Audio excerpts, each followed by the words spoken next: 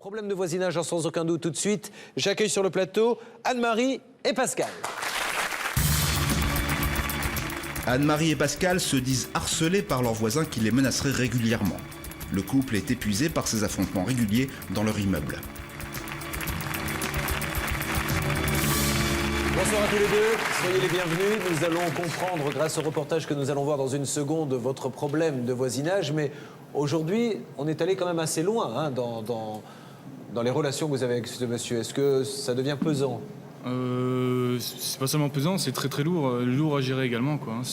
Pourquoi ? On a des enfants, on a dû déserter la maison, on a changé d'appartement parce que les enfants, surtout le grand qui a 4 ans et demi, a dit qu'il voulait plus rester à la maison parce qu'il voulait être tranquille, donc il voulait plus rentrer à la maison, il a peur, donc voilà, quoi. Vous, madame, il s'est confié, je suppose, à vous, le petit garçon. Vous le sentez vraiment perturbé Bah, vraiment, et puis il est très mûr dans sa réflexion, en fait. Quand il a dit « Ah maman, on va à l'hôtel, c'est bien, au moins on sera tranquille, quoi ». Ah oui, on en est là, donc. Un enfant 4 ans et demi qui vous dit ça, c'est pas mentir. Alors, pourquoi, comment ? Vous allez tout comprendre maintenant. Et dans quelques instants, après le reportage, nous essaierons d'appeler ce voisin et nous serons même sur place. Nous organiserons un duplex avec notre journaliste pour essayer de comprendre pourquoi ce voisin mènerait une guerre comme ça à Pascal et Anne-Marie. Le reportage est signé Stéphane Leroux pour Sans aucun doute. Juste avant les coups de fil, regardez attentivement.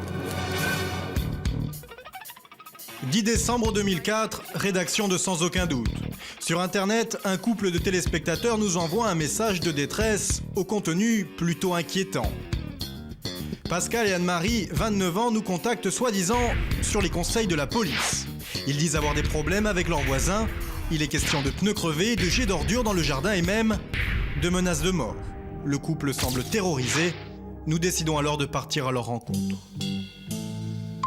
2 jours plus tard, dans l'est de la France, Pascal et Anne-Marie nous donnent rendez-vous dans un hôtel. La veille, ils ont abandonné leur propriété pour se réfugier ici, avec leur petit garçon. À l'abri dans leur chambre, la famille a retrouvé un peu de sérénité. Alors Anne-Marie en profite pour chercher un nouvel appartement en urgence. Bonsoir monsieur, je vous appelle suite à l'annonce que vous avez passée dans le journal hier. Est-ce qu'il serait possible de visiter l'appartement ? Ouais, donc dans ce cas-là, ça va pas. Pascal et sa famille n'osent plus remettre les pieds chez eux. Comment ont-ils pu en arriver à une telle situation ? La réponse se trouve à 10 km d'ici. Voici leur maison, 2 étages, 3 appartements. Sous le même toit vivent un jeune couple de locataires sans histoire, Anne-Marie et Pascal les propriétaires, et enfin, dans le dernier appartement, un locataire que nous appellerons Monsieur T, l'homme qui sèmerait la terreur dans cette maison. On vit avec la peur au ventre. C'était pas possible de rester à la maison comme ça. Je veux dire, à aucun moment on était en sécurité et à tout moment on risquait de se faire agresser. Je me suis fait agresser une fois avec Xavier, mon fils de 4 ans et demi. C'était il y a 1 semaine à peine, résultat 6 jours d'ITT. Pascal a porté plainte car son locataire l'aurait également menacé de mort. Selon notre couple, Monsieur T leur reprocherait d'avoir acheté cette maison. C'était il y a 2 ans. À l'époque, tous sont locataires. Le pavillon est mis en vente 183 000 €. Monsieur T étant le plus ancien, il est prioritaire sur l'achat. Problème, sa banque refuse de lui accorder le crédit.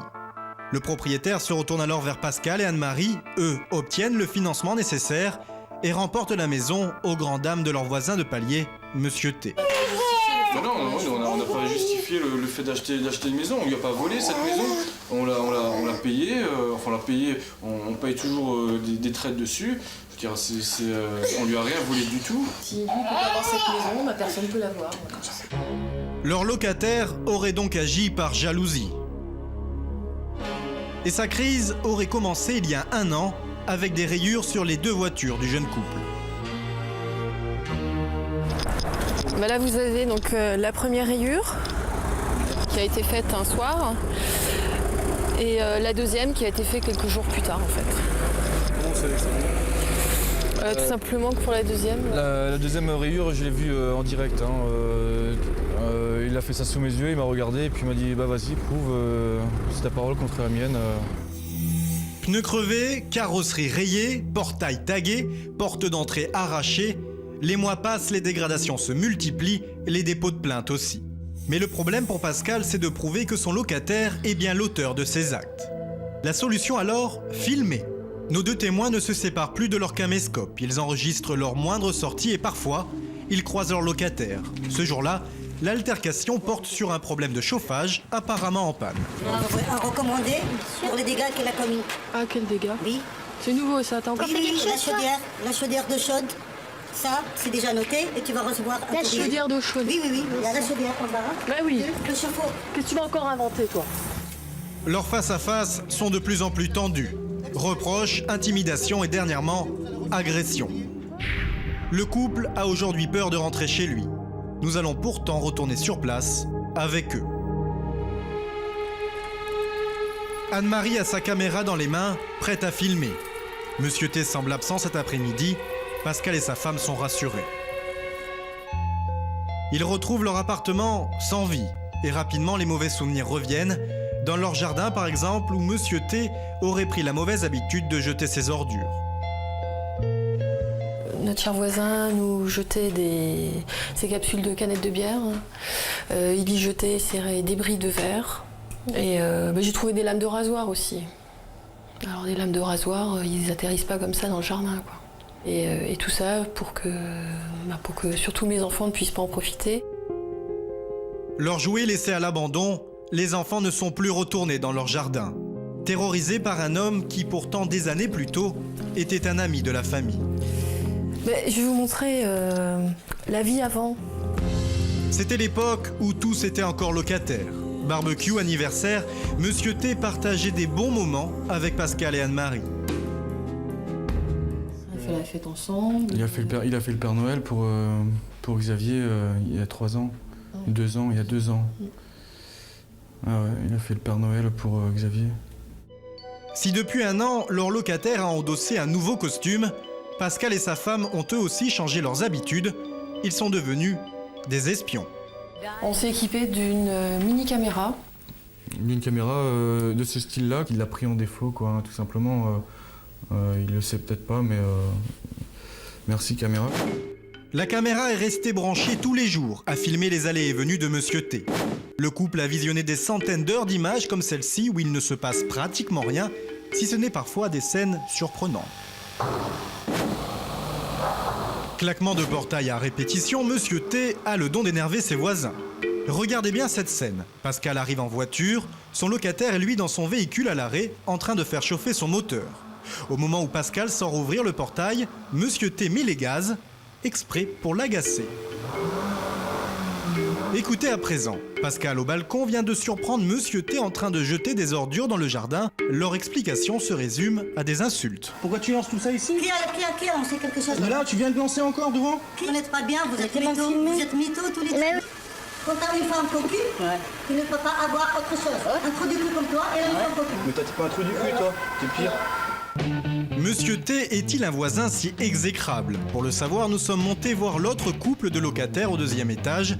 Arrivés il y a à peine un mois, ils ont déjà des soucis avec ce voisin. Maintenant, on ne peut plus sortir tranquille. La dernière fois, il me suivait pour me prendre en photo, en fait. Il allait à mon rythme, il avançait, il s'arrêtait, il avançait, il s'arrêtait. Et je me demandais ce qu'il faisait, quoi. Je vois pas où il voulait en venir. Des rapports de voisinage bien étranges. Entre Monsieur T et ses propriétaires, le face-à-face n'est plus possible. Nous décidons alors d'appeler ce surprenant voisin pour entendre ses explications et lui donner un droit de réponse. Je vous appelle, monsieur, parce que j'aurais besoin de vous rencontrer. Aujourd'hui, je pourrais faire une affaire, il n'y a pas de problème. Monsieur, c'est 5 minutes. Monsieur, c'est 5 minutes, c'est important pour vous. Oui, je sais, mais je n'ai pas de temps. Non mais attendez, monsieur, depuis un certain temps, vous leur menez une vie difficile. Répondez là-dessus. Pas de réponse, Monsieur T nous raccroche au nez. Le soir même, nous allons lui donner une seconde chance de s'expliquer. Visite chez Monsieur T, en caméra cachée, plongée dans le noir. Oui, c'est moi. Vous êtes trompé. Si, je me suis pas trompé, je suis désolé, monsieur. J'insiste, je suis journaliste. Je vais vous voir. Je vous vois tout à l'heure, seul ou avec ma femme, et je vous vois tout à l'heure. Il n'y a pas de souci, On monsieur. est d'accord. Il n'y a pas de souci. Dites-moi, Vous avez mon portable ou pas? J'ai votre C'est bon? Je vous rappelle après et on se voit ailleurs, pas ici. D'accord. Il n'y aura jamais d'explication. 3 heures plus tard, Monsieur T nous rappellera pour annuler notre entrevue. Mais il y a un rendez-vous auquel il ne pourra pas échapper, celui de la justice. En septembre 2005, Monsieur T est convoqué devant le tribunal pour répondre de ses dégradations. 10 mois d'attente, c'est trop long pour Pascal et Anne-Marie. Monsieur T ne leur paie déjà plus ses loyers, et ce depuis fin août. Usés financièrement et psychologiquement, ils ont dû faire leurs valises. Aujourd'hui, Pascal et Anne-Marie aspirent simplement à retourner chez eux avec leurs 2 enfants pour y vivre tranquillement. Voilà, le reportage était donc signé Stéphane Leroux. Qu'attendez-vous tous les deux de cette émission aujourd'hui ? On attend de pouvoir rentrer à la maison tranquillement, en toute sécurité, avec les enfants qui n'ont plus peur en fait. Personnellement, j'y pense pas, enfin j'y crois pas du tout. Parce qu'à tout moment, il a manqué de respect envers la police nationale, municipale, envers le procureur de la République. C'est un homme qui n'a pas conscience, en fait, visiblement, de ses actes, parce qu'il défie tout le monde. Tout à fait. Je pense que enfin, personnellement, on me demande de me calmer ou d'arrêter ou de faire.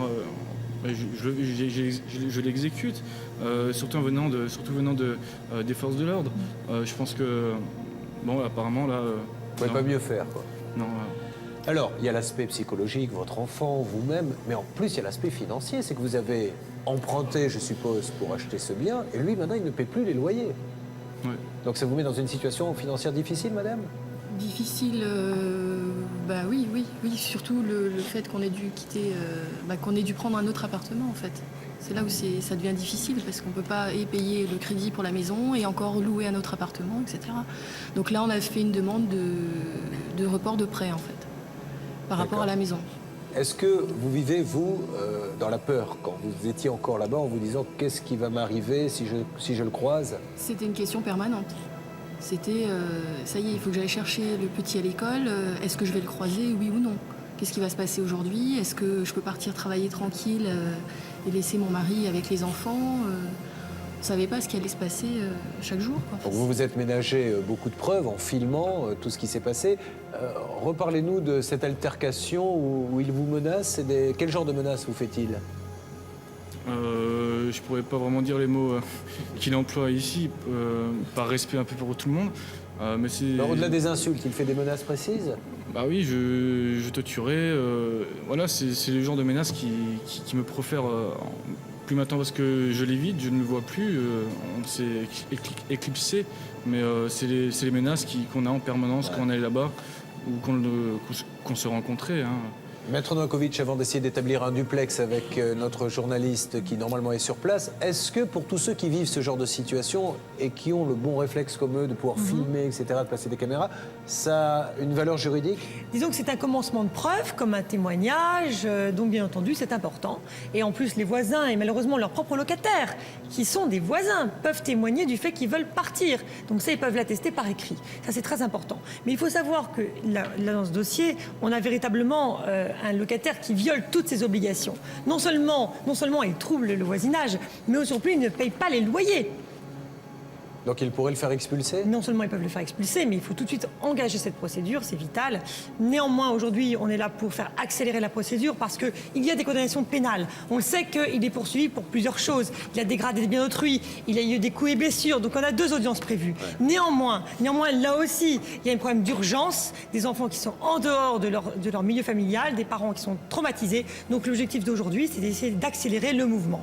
Maître de Caumont, juste une question. Si quelqu'un, pour une raison ou une autre, me menace de mort, est-ce que j'ai intérêt, même si je me dis ne le fera pas, pour verrouiller la chose, aller tout de suite porter plainte ? Oui, et même déposer ce qu'on appelle une main courante au commissariat en disant voilà, je tiens à ce qu'il me soit donné acte avec une date certaine de ce que j'ai été l'objet de menaces de mort de la part de ce monsieur. Afin de pouvoir dire plus tard, voyez, voilà, au cas où, par la suite, ça pourrait être utile. C'est de la mobilisation, ça ne veut pas dire la guerre, mais c'est une précaution. Nous allons donc maintenant essayer d'établir un duplex avec notre journaliste qui est sur place, qui n'est pas très rassuré, vous vous en doutez. Et maintenant qu'on a vu le reportage, on l'est encore moins le concernant. En plus, je crois qu'il a un gros chien, ce monsieur. Donc, Il est très gentil, le chien. d'un autre côté, bon, ça tant mieux. Plus que le monsieur. Plus que le... Non, nous allons demander au chien de bien vouloir calmer son maître, mais en plus, il semblait être dans de bonnes dispositions avec nous, puisqu'il nous a dit, quand nous avons essayé de le contacter, mais moi je suis tout à fait prêt à parler, à vous dire ma vérité, donc on va voir si il accepte de le faire. Nous allons tenter de joindre maintenant notre journaliste en duplex. C'est parti.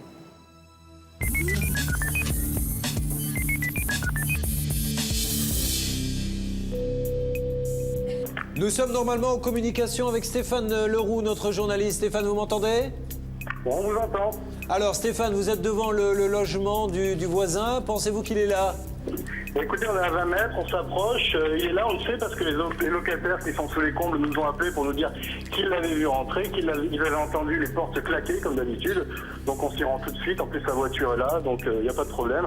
La difficulté maintenant, ça va être de lui faire ouvrir la porte, ce qui se méfie énormément de nous. Il nous a vu déjà une fois. Et puis il a un chien qui fait bien ses 25 kilos et qui est assez agressif. Pascal peut en parler, donc on va voir, on espère qu'il va nous ouvrir. Ah, d'après Pascal, le chien est gentil. Hein. Ah, il est gentil? Oui, oui. Ah bon, ça me rassure, j'y vais alors. Bonjour, c'est Stéphane Leroux, vous pouvez m'ouvrir?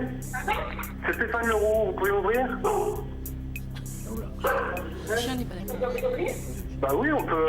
Vous savez, on s'est vu il y a à peu près 3 semaines.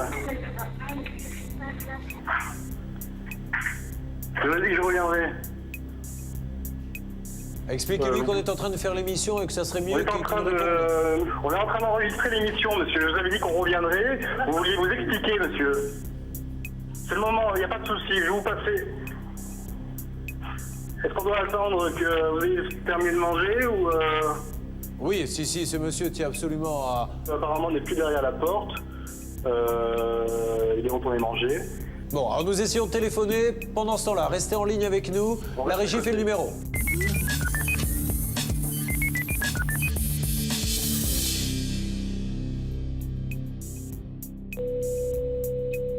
Oui, monsieur, c'est Julien Courbet. De l'émission Sans aucun doute, un de nos journalistes est devant votre porte.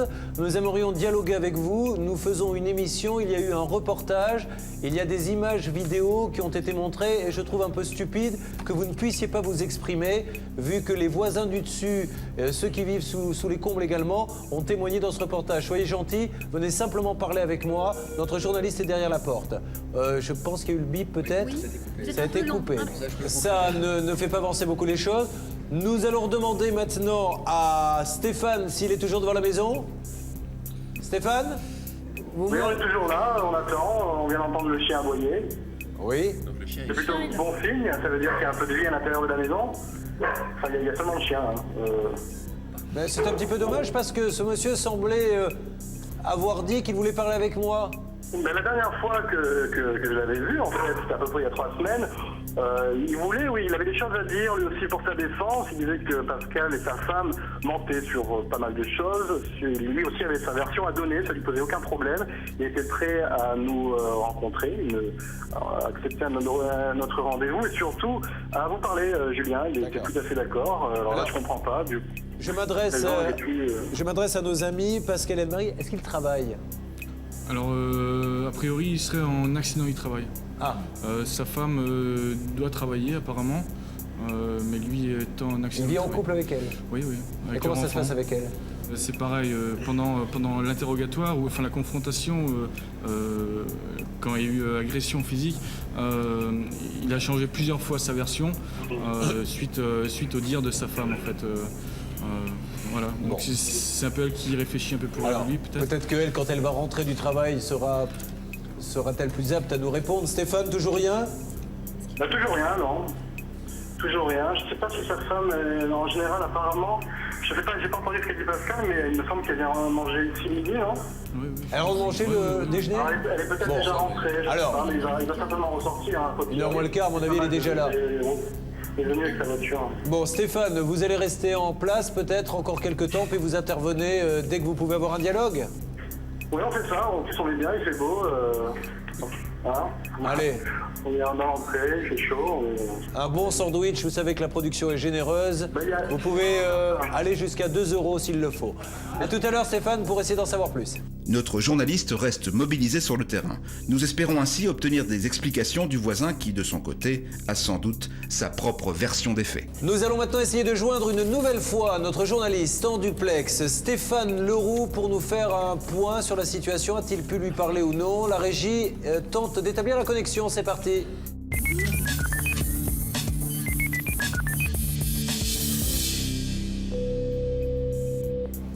Alors Stéphane, vous êtes de nouveau en duplex. Est-ce que vous avez attendu longtemps et vous avez pu tomber sur lui? Qu'est-ce qui s'est dit? Qu'est-ce qui s'est passé? Alors on a attendu 2 heures ou 3 dans la voiture devant chez lui. À un moment donné, il est sorti. On a réussi à l'attraper à ce moment-là. Mais rapidement, puisqu'il nous a claqué la porte au nez. Alors ce qu'il nous a dit simplement, c'est je vous parle pas. Je vous voyez directement avec mon avocat. Pour ça, j'ai besoin du numéro. Il m'a transmis le numéro de téléphone de son avocat. Hors antenne, Sylvie Novakovic a négocié par avocat interposé une entrevue avec le voisin. Notre journaliste va pouvoir s'entretenir avec lui sans micro ni caméra. Mais l'homme a finalement réfléchi, il ne veut plus nous parler, c'est son droit. Quelques secondes se sont écoulées pour vous, du temps pour nous, le temps de la conversation entre Stéphane et le voisin. Donc Stéphane, vous êtes de nouveau en ligne avec nous? Oui, je vous entends. Alors, cette conversation a eu lieu avec le voisin, qu'est-ce qui s'est dit? Elle a duré un quart d'heure, c'était un long quart d'heure, il s'est pas dit grand-chose finalement, c'était une conversation entre le voisin, son avocat par téléphone. Évidemment, lui était toujours aussi agressif, le voisin était toujours aussi agressif, de plus en plus agressif. Il ne voulait pas me parler, il a dit qu'il voulait simplement qu'il y ait une réunion entre son avocat, lui et moi, dans un lieu neutre, sans caméra, sans micro, et plus tard, en prenant un rendez-vous, en bonne et due forme. Et sur le moment, donc j'ai demandé à parler à son avocat, il a appelé son avocat avec son téléphone. Son avocat m'a expliqué la même chose. Je voulais avoir un peu plus d'infos. Ce voisin de plus en plus agressif, voyant la conversation qui durait entre son avocat et moi, me prenait son téléphone des mains. Mais son avocat est assez braqué lui aussi. Apparemment, il n'aime pas notre émission, il me l'a bien dit. Il la regarde tous les vendredis, mais il la déteste. Donc il veut une réunion. Il ne veut pas de caméra. Je lui ai demandé, je lui ai dit que ce voisin avait des choses à dire, avait sa version des faits, qu'on attendait. Est-ce que vous pensez qu'il y a une ouverture de dialogue, une possibilité? Difficile à dire. Une ouverture de dialogue, c'est un dialogue à 3 déjà. Apparemment, ce voisin m'a dit qu'il avait des photos à me montrer et beaucoup de choses à dire. Bon. Simplement, quand je lui demande, il ne veut pas les donner. Alors, ça, on va essayer d'organiser au plus vite, hors antenne, maintenant, cette réunion pour qu'elle ait lieu très très vite. Maintenant, Maître Novakovic, judiciairement, comment passons à la vitesse supérieure? Écoutez, judiciairement, il faut lancer cette procédure d'expulsion. De toute façon, il y a une double violation du contrat de location, non-paiement des loyers et surtout un trouble de voisinage. Donc, il n'y a pas de jouissance paisible des locaux loués. Donc, c'est un scandale. Ils peuvent les expulser, les faire expulser par un tribunal par voie de référé. Je pense que le dialogue aujourd'hui est rompu. C'est pas la peine d'insister. Il faut qu'ils saisissent ce tribunal. Alors, ils prennent un avocat et quel tribunal? Absolument. Tribunal d'instance du lieu où se trouve le lieu. Ils montrent leurs cassettes, ils montrent tous les éléments. Absolument, tous les éléments qui sont dans le dossier, tous les témoignages, les constats, etc. Également, ce qu'on a visionné. Tout ça, c'est très important. Ce sont des commencements de preuves qui sont des faisceaux d'indices très importants pour le juge qui constatera la mauvaise foi du locataire. Donc ça, vous le faites dès demain. Prenez un avocat et allez-y, foncez parce qu'il arrive à un moment donné où c'est ça aussi qui fait qu'à un moment donné, les gens disent bon, ok, on arrête tout, on va peut-être discuter parce que ça ne nous intéresse pas d'aller devant un tribunal. Voilà. Et nous, de notre côté, on fait cette réunion, on va essayer de l'organiser pour la semaine prochaine, d'accord? Mais on va pas laisser tomber, hein. Ne croyez pas que ça s'arrête là, loin de là. On va vous retrouver ici, d'ici 15 jours, avec du positif, croyez-moi. D'accord? J'espère. Oui, Stéphane. Il est prêt à partir quand même. À un moment donné, j'ai réussi un petit peu à parler avec lui. Il m'a dit laissez-moi tranquille chez moi. Je lui ai dit vous allez rester combien de temps chez vous? Il me dit je sais pas, 2 jours, 3 jours, 1 semaine, 3 semaines. Enfin, il semble, je pense qu'il pense qu'il va partir, mais alors la date n'est toujours pas arrêtée. Ouais, bien sûr. Et il commence à évoquer une date. Mais je pense qu'on va en avoir une assez rapidement, moi, Stéphane. Merci beaucoup, Stéphane. Bien, on s'occupe de ça. Vous êtes sur ce plateau d'ici 1 ou 2 semaines pour de bonnes nouvelles. Faites-moi confiance, d'accord? Très bien. Merci à tous les deux, on vous accompagne. Merci beaucoup.